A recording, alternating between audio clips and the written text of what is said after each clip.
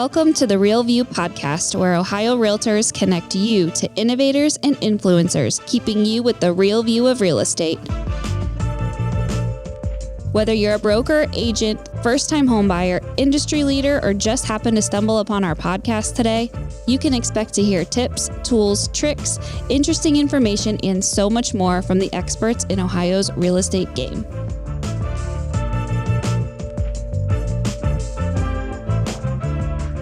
Hi, everyone. Welcome back to the Real View podcast. I am your host, Allison Wiley. Joining me today, my very special guest is Cassie Walker Johnson. She's a managing broker and luxury advisor with Windermere Real Estate. With nearly 2 decades of experience in real estate, Cassie's passion for effective systems has been at the cornerstone of her success as a real estate agent, in partnership with her husband, Jeremy, at Windermere Real Estate in Seattle, Washington. As a dynamic speaker and the industry's go-to expert for buyer agreements, Cassie brings her methodologies to life, making them not only valuable, but also seamlessly integratable into daily real estate practices. Cassie, welcome onto the show. Thank you, Allison. I'm excited to be here. Thanks for having me. Yes, and I'm so happy to have you on because, as I mentioned in your bio, you do such an incredible job with buyer agreements, what they are, how to really make the most of them, make use of them, as we said, integrate them into part of our daily practice. And this conversation is really timely. We know everything that has been going on the past few months with practice changes and things like that. So I'm really excited to dive into today's conversation and to hear a little bit more from your perspective on how we can really take advantage of this opportunity to put our value out there as realtors and strengthen our relationships with our clients. But before we do that, I would like to know a little bit more about you. Could you tell me a little bit about yourself, how you got started in real estate, and share with me your journey so far? Yes, of course. Well, first of all, thank you for having me. I'm excited to chat with you and the Ohio Realtors all about things of buyer agreements and processes and all of that. So thank you very much for having me. My real estate career began in 2005. I was actually dating my husband, Jeremy, at the time. He had been in real estate since 2002.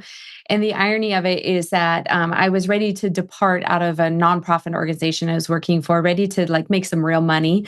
And he and I happened to be going for a walk around this area in Seattle called Green Lake. And it's about an hour around the lake. And halfway around sort of a quarter around the lake, I was letting him know that I was really thinking about leaving nonprofit.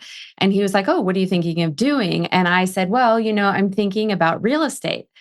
So the thing about this Green Lake is you have to get all the way around to get back to your car. You can't really backtrack. You have to go all the way around, and the whole way around is an hour. And so, we're 20 minutes, half an hour into the walk. And, I was thinking about saying to him, I said to him, thinking about going to real estate. And he immediately says to me, "Well, join me, come work with me." And I'm not very good at screening my thoughts, and a lot of what I think kind of just comes straight out. And, we've been dating 6 months, but in the back of my mind, I'm like, I'm not going to start a business with this guy if he doesn't see a future for us. And so what do I say? I said, "Well, I'm not interested in starting a business with you unless you see a future for us." And we've been dating 6 months, right? But it was a pretty serious relationship at that point. And so, we walked for, I think, another 15 minutes in complete and total silence. And whereas I love to talk and chat and share all my thoughts, my husband is actually very quiet, and he will think about things for a good 15, 20 minutes before he says something.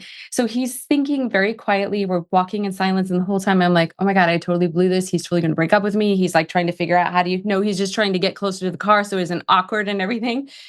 And we get closer to the car, and all of a sudden he stops and he grabs my hands and he says, "I want you to join me in real estate." In the back of my mind, I'm like, "Oh my God." So that was the beginning of my real estate career. So I joined him. We partnered up. He did put a ring on it within the year. So there's that as well.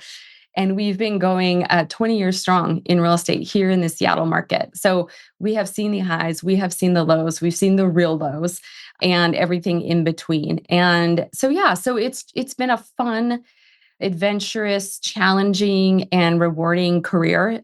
We have always been with Windermere Real Estate, which pretty much has a market share here, kind of in the West Coast, Pacific Northwest specifically. And so that's where we landed. I love that. What a fun story. I always ask my guests when they come onto the show to share how they got started, but that's a pretty cool story, and that Yeah. seems like it's worked out for you. And congratulations on a successful marriage and career. And it sounds like everything has really worked out for you, which is really cool to hear. And I love that. You never know. And I'm the same way as you. I'm like, I have the worst poker face. Like you're gonna know what I'm thinking and feeling. I cannot hold any of that in. Yeah, absolutely. Yeah, no, so that's awesome. And thanks so much for sharing a little bit more. Okay, let's get into buyer representation agreements, right? Tell us kind of your experience and history with that, with using them, maybe even before the news of the practice changes came out and everything that we've been dealing with and implementing those practice changes. Let's go pre-settlement. Talk to me a little bit about how you were using them, what that looked like, and then did that change at all with the practice changes? Yeah, lots of great questions. So, Jeremy and I were using buyer agreements pretty religiously for, I would say, the last 6 to 8 years. So, it started because, and I think every realtor has this story where we got burned. And basically, we had spent several weekends, up to 6 months, with a quote unquote, I have air quotes in my fingers, friend who, she was a good friend. She was looking to buy her third house. It wasn't her first house. So, her list is longer. She was pickier. And we literally toured like a 60-mile radius, way beyond that we would normally do to help her find this perfect dream home. And 6 months go by. And, we'd have like lunch or breakfast or coffee after. So we were having a good time. All of a sudden, she calls me up out of the blue and she's like, Cassie, guess what? And I'm like, what? And I'm thinking she's pregnant. And so we need to add like another bedroom to the list of things that we need to find her. She's like, I bought a house. And I was just like, oh my, wait, what? So I, feigned some excitement, swallowed all the things that were coming up from my stomach, including my pride. And I was like, oh my gosh, tell me more. So basically, long story short, what had happened, it was a home that she had wanted. It was way above her budget. We didn't show it to her because we knew it was above her budget. And no one ever wants to do that. We know as realtors, you got to stick within their realm so that they don't get excited about something that they simply can't achieve. Within a matter of a couple days, they did a huge and drastic price drop. She goes to the open house with the listing agent, screams at the top of her lungs, oh my God, this is the perfect house. And I have to have this house. What can I do? And the listing agent sees dollar signs and says, let's make a deal because it'd been on the market for a little bit. So not only does he say to her, well, I know they're willing to even negotiate further down, but if you work directly with me, I can cut my rate and we can make a deal happen. And suddenly her dream house was in her dream budget.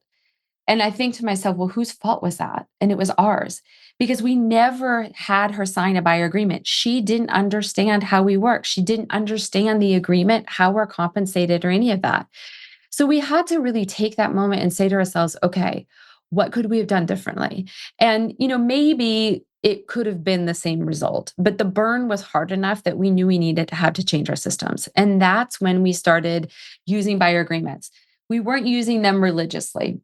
When the big story came out by Newsweek about fair housing and inequitable treatment of buyers in Long Island, and you've probably heard about this story, it really kind of zeroed and narrowed in to why are we asking some buyers to sign this agreement and not others? And if we want to make sure we're dealing and working with every single buyer in the exact same way, and we treat every single person the same way, then we are providing equitable service to all. I mean, my sister, signs a buyer agreement. My mom signs a buyer agreement. My other sister does not, but that's okay because she doesn't want to regret this. And that's a whole other story. We don't have to go down. So we just decided that this was our policy. And then in the last 5 to 8 years that we've seen us using this every single time with buyers, our productivity went way up. I mean, in 2021, we quadrupled our business. And it was because we were working with serious buyers. They knew what to expect from us. We had everything outlined in this buyer agreement, and it really solidified us in our process and how we work with buyers so that we were highly successful. Yeah, that's really, a great testament as to why it's so important to be using them. It's such a great positive outlook. I don't know how it's been for you here in Washington, and I've heard mixed things here in Ohio about, oh, is this, how should I be looking at this? Is this a barrier? Is this, and like you've just laid it out in such a perfect way to see why this is such a positive thing for our industry. And the fact that, you have seen your business grow when it comes to this, I think that's really great. And it's such a great mentality to have as we work through these changes, as we work through if you haven't been using them already and you now are, I think that's just a great mentality to have when we think about making this a part of our business. Talk to us about how you approach your clients with this, and what are those conversations that you have with your clients as you're introducing these representation agreements, and how does that chat usually go? And I'm sure it's probably different for everybody, but talk to us kind of a little bit about how you deal with that. Well, it's interesting right now, it's a little different because we have buyers coming to us who know about it, right? So before it was a lot more time spent on this is why we do this. And the biggest thing and it's a very, very simple phrase, and it's just a couple words that we always use. And it says, this is the tool to hire us. Mm, So it's very simple. You're going to hire us as your real estate agent. These are the terms of which we're going to work. This simply outlines what to expect. So it's a really powerful tool for both our client and for us, right? So what we ended up doing, and we've been using a process for quite some time, but we didn't really, I would say, quote unquote, label it or brand it. Like it was just like we just were going with the flow of what we always do. And I was like, I think that we really need to outline exactly what we do so that when we're working with the buyers, they know exactly what to expect. So we took the process and we realized that there really are 8 steps. And so what we do now is we introduce those 8 steps to our buyers when we first meet with them. So our first step is intake. And that's where we sit down with them. We talk to them for, anywhere, well, basically for an hour. And we spend about 40 minutes going over their wants, their needs, their must-haves, what's going to work, what's not going to work, budget, all that kind of stuff. And then we spend about 20 minutes talking about process. Right now, it's a little bit longer than that because now we're really having to talk more about what does it mean to have a buyer agreement? What does it mean that you're committing to compensate us for a rate? Will the seller be paying it? Will they not? What does that look like? So we've actually kind of moved in and changed our second step. So the first step is intake. We spend the good solid 60 minutes getting to know them. And then the next step is our compensation plan. So the one thing about this is that we really want to make sure we're spending the time to talk them through the buyer agreement because obviously every state is different, every relationship, every term, everyone's going to be different. So talking through with them, what does that look like for them and making sure they understand that.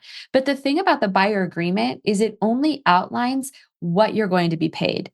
It doesn't outline how are you going to be paid. And this is the part that's really missing. And I think a lot of realtors are like, okay, but how do I talk about money? Because it was one thing to talk with sellers because A, you knew what you're going to list their home for. B, you know what they owe on the house. And even if they're not being honest, you could still look it up in their records, right? So C, you know that there is funds there to get paid at the end of the day, right? With buyers, you don't. And it's a funny kind of conversation to have to talk about money. How much do you have saved up? What does that look like? How is your credit? Like having those conversations is new territory for us.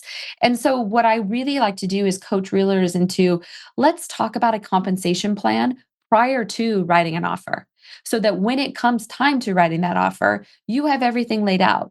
It may change compared to what you agreed to with your buyer initially, but at least you have a tool that you can continue to talk about. So what I'll usually do in my compensation is plan is we'll say, okay, so you basically have 3 scenarios here.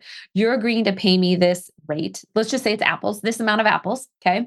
And how are you going to pay that? Because in some cases, there's option A where the seller is willing to provide and pay the same amount of apples of what I'm charging, and we're good to go. We write the offer and we go and we're ready and we're fine and we head to mutual. It's possible that the seller is only going to pay half of the apple rate that I'm charging you. So what do we do? Well, one option is you can agree to compensate me on your end and we head to mutual acceptance. Or you may say, you know what? I don't have the funds. I can't do this. And so we're going to have to walk away from that house and we're going to have to go find one that really is able to compensate the rate that I charge versus what you're able to pay. The third option is seller's not going to provide any apples. So where are we going to go find these apples, right? So we're going to go in the orchard and we're going to figure this out. So one is, people say, well, what if my buyer doesn't have any money and they can't pay me? It costs money to buy a house. There really is absolutely no way that you can buy a house for total absolute free. Even in a zero down, you still have to pay some closing costs, right?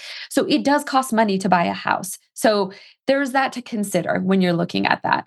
So then you want to have those conversations. Let's talk to your lender. Well, what does it mean if you're going to put 15% down instead of 20% down to see like, okay, Does that work? Is there room in there to take a portion of your down payment to pay my Apple rate?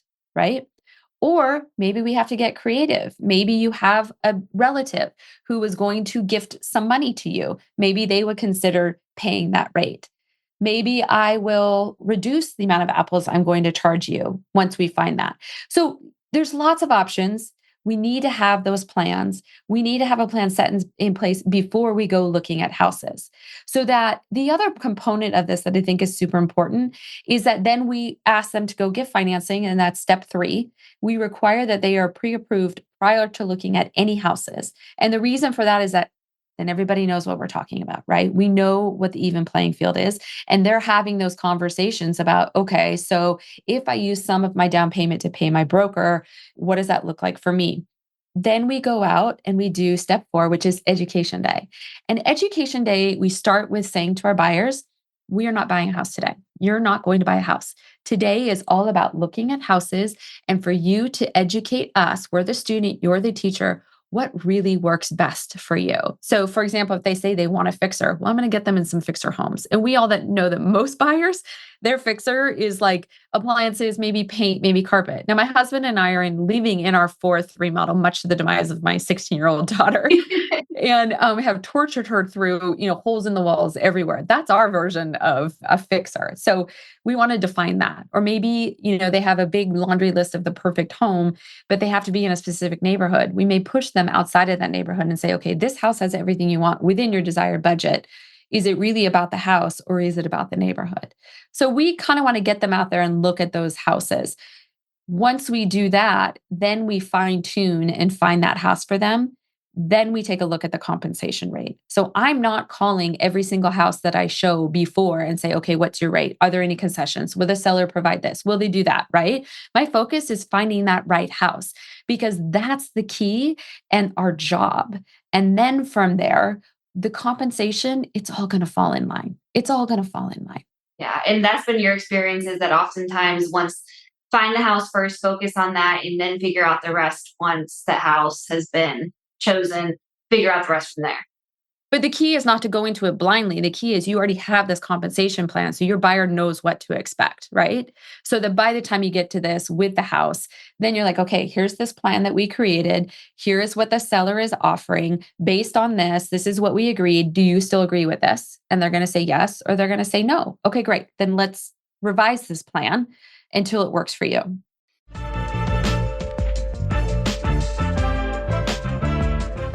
This episode of The Real View is brought to you by the Ohio Association of Community Colleges. Ohio's network of community colleges provides accessible training that accommodates the busy lifestyles of aspiring real estate professionals at half the price of a traditional university. With convenient locations in every part of the state, as well as online options, Ohio's community colleges are your smart choice for pre-licensing education. For more details or to start the journey to a real estate career, visit the education page at ohiorealtors.org and then click on the pre-license course locations.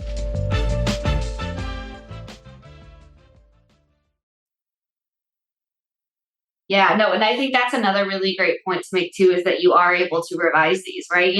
As this is not just a everything set in stone situation, as things change, it's fluid. You can go back and say, hey, I want to look at this again, or hey, let's sign a new agreement based off of changing circumstances or events surrounding things. I think that's important to point out too, because I think people are like, oh my God, I'm set in stone and this has to be the plan moving forward. But there is some flexibility there and you are able to change as situations occur. Right. And one thing I just want to mention is that I know in the NAR settlement, they are requiring you to sign an agreement prior to showing houses. So it's a little different in the state of Washington because we passed laws back in January. So it's a little different for us. But here's the deal. Have them sign a buyer agreement and just say it's for today. This is just for today for our educational day tour. This agreement has 1 day on it.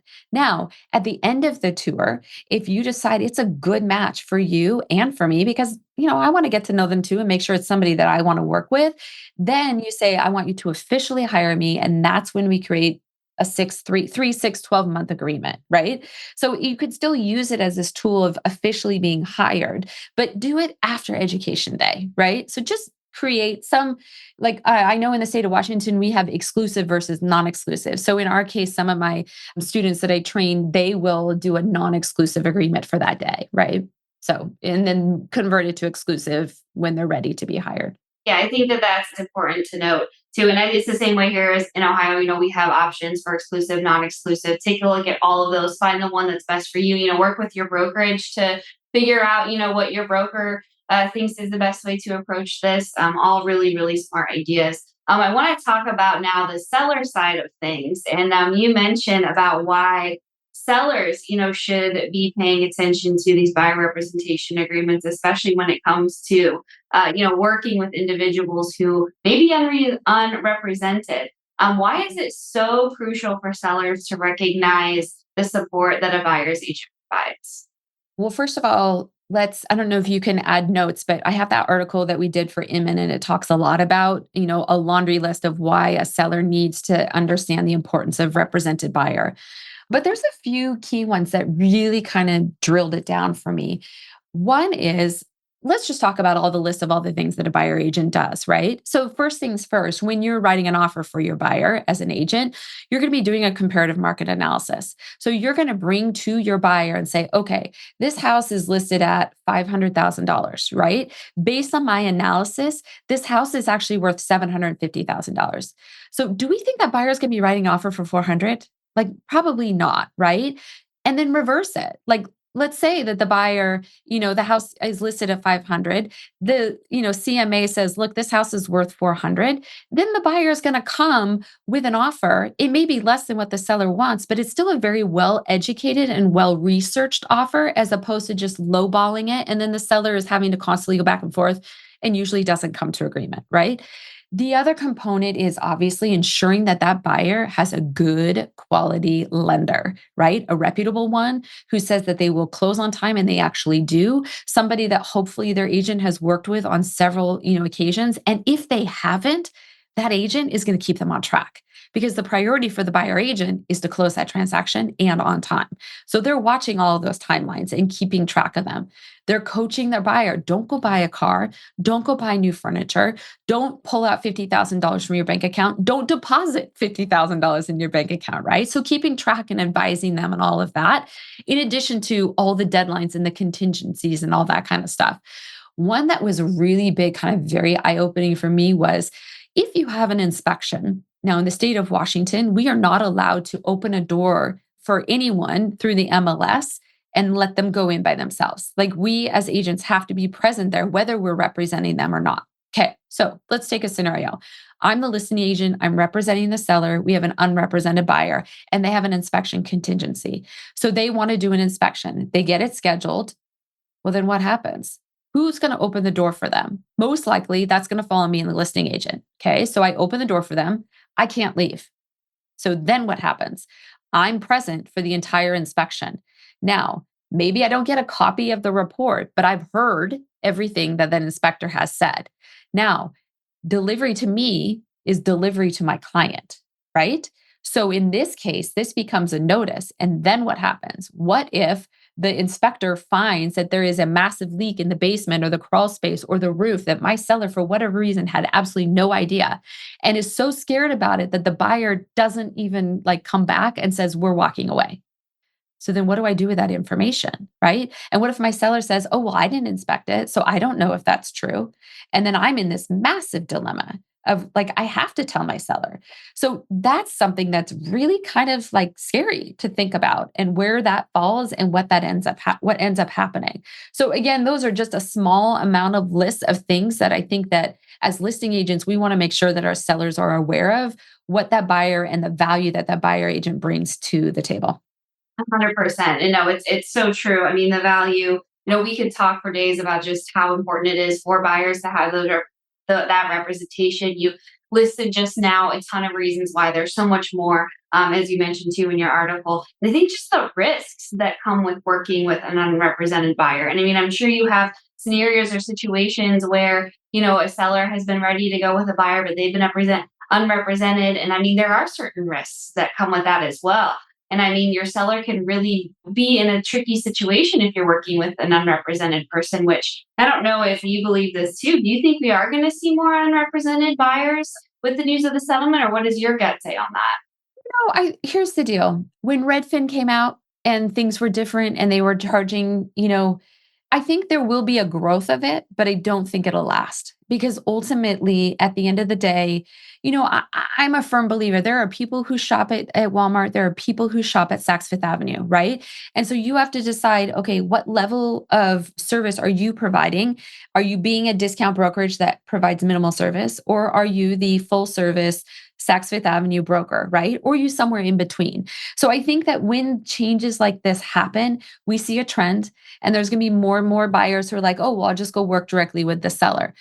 But I think that there are sellers who will accept that. And I think that there are several who won't. But the reality is the unrepresented buyer most likely is going to be working with the unrepresented seller, Yeah. right? And let's just let them do that. Good luck. Let them work that out between them, right? Best of luck to you, right? I don't think that a represented seller is going to want to work with an unrepresented buyer just to save a few extra pennies. Because if they're savvy enough to hire an agent, they're savvy enough to know the risks of not having an agent.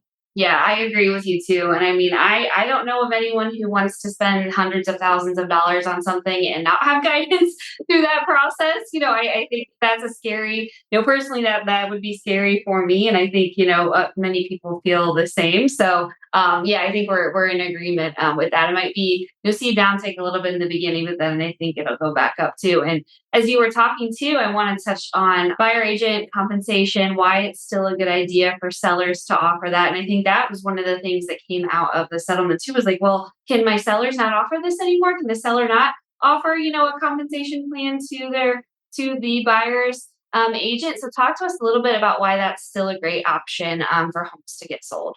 Well, I think that the number one thing that we need to be doing with our clients, whether you're working with a buyer or whether you're working with a seller, is ask them, well, what do you know about the NAR lawsuit? What have you heard? What do you understand? What are you still confused about? Because we get a lot of questions. And if you don't know where they're coming from, you may be giving an answer that isn't going to support the case, or you may be giving an answer that's incorrect because you're not quite sure what is their question. So the first thing that I always do is ask them, okay, we know there's been a lot of stories out there. What do you know? Most of them don't know much. They hear the clickbait. They're like, oh, as my brother calls it, the fall of the last cartel. Yes, that is my brother who says that. So, first I want to get to the level of understanding, what do they know? What do they not know? And then spend a little bit of time of explaining, okay, what did this mean? And what does this mean? Right. And then I also want to explain a little bit from the buyer side. Now, here in Seattle, our average price of a 3-bedroom home is $1 million. Okay.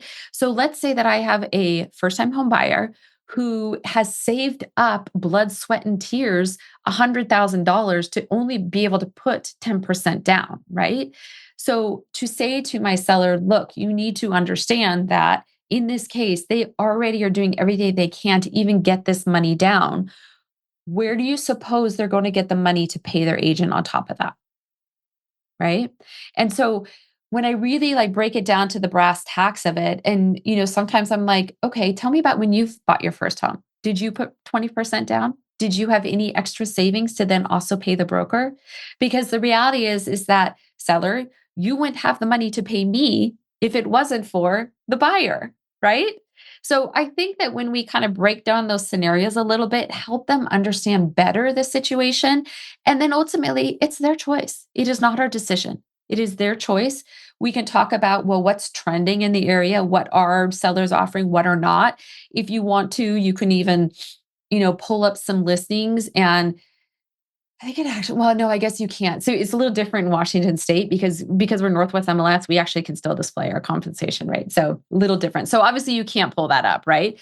But I think, there's ways to figure out, what your neighbors are doing. But at the same time, I think ultimately, when you're talking to a seller, one of my colleagues said it wonderfully and really talked about the idea of a project management mindset, which says you're bringing a product to market. Okay. So your job as the real estate agent is to reduce the friction. So one of those frictions is, first things first, it's just general first impression. Like, we need you to mow the lawn. We need you to clean up the front. We need you to clean the house. We need to stage it. Like, we need to do all these things to make it look fresh and clean and attractive, right? So that's one sort of friction level that we can reduce. Another is market price. So you can price it whatever you want, but is that going to sell your house? And the answer is no, right? We need to look at what is market value? What is the market telling us about the value of your home? And are we going to look at that? Or we can consider that? Are we going to go a little bit up? Are we going to go a little bit less based on strategy? And again, that's another level of friction. A third level of friction is compensation. Are you going to offer concessions so that a buyer can, a first-time home buyer could come and afford to buy this house? Are you going to offer some compensation to the buyer agent? Again, another level of friction, all of which combined together creates a success of selling a home. There's elements that we have to achieve and hurdles that we have to overcome in order to sell a house. And you can't just put a house on the market, right? Right. And that's our job. That's what we're here to do, right? And Yeah. have you found that the majority of these conversations you have with your clients that they are understanding, they are more than willing to sign this document. They enjoy having these terms laid out. It makes it clear for everyone. I'm just thinking of, what to tell our agents who may be still worried or stressed out about this. Tell us from your experience in doing this way before the NAR settlement that it is all okay and that you will still have clients that want to work with you after this. Yeah. So I know that like newer agents might be afraid and just like, oh God, like, are they going to hire me? Like, what if they don't want to sign this? Well, the reality is now they have to. But what I like to train agents on is when somebody asks you, why do I have to sign this? Please don't say because it's law, because it's required. Again, use that phrase. This is the tool to hire me, because we ask our sellers to do it. I mean, you cannot work with a lawyer. You can't even get a cell phone without a contract, right? So it's not like people are not used to working with people under an agreement that outlines the terms, right? I very rarely ever get a buyer who doesn't want to sign the agreement. And if they don't, I don't want to work with them, right? Because they obviously are using me to go look at a bunch of houses and then they're going to use their aunt's sister-in-law's dog walker to write the offer, right? So for one, in my mindset, I don't want to work with anyone who doesn't want to use a tool to hire me. So that's where I start first. And that can really work even in a first-time agent who is lacking a little bit of confidence. Think about that. Think about where you want to pool your time and energy with somebody who respects your profession, who respects your expertise and wants to hire you, or somebody who just wants to take advantage of you. The other thing that I really love about the buyer agreement, and people think I'm crazy, I love getting fired. Because back in the day when you were working with a buyer and you didn't have an agreement, they might disappear for 6 months, right? And you call and you text and they don't respond and you get ghosted. When now with these agreements, they have to send me a termination agreement. I get fired and I get to move on. And I get to focus on those 8 clients who love and respect the work that I do and who see the value in the service that I provide. And I'll tell you, you guys, 20 years into this industry, I still get fired.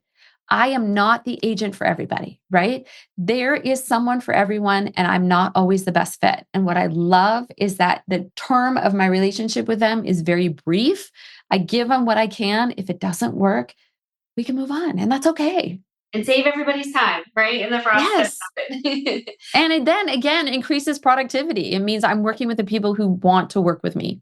Yes. And that's all we should be focusing on, how to save our time, find those people that are right for you, and where you can really focus your business and make the most of it. So, Cassie, I want to thank you again so much for coming on. This was such a great conversation, such a fresh perspective. I love hearing from people who are doing it well, and you've shared some really great tips and advice here today. So I want to thank you again for all of your knowledge and for coming on and joining me today. My pleasure. I'm excited to be here. If anyone wants more information, I encourage you to check out my website, which is CWJ, as in Cassie Walker Johnson, cwjmarketing.com. Lots of information there about marketing, about my process, and also even speaking opportunities if anybody would like to have me come speak with their crew. Thanks again so much, Cassie. And to all of our listeners, thank you guys for tuning in. We'll be back with you next week.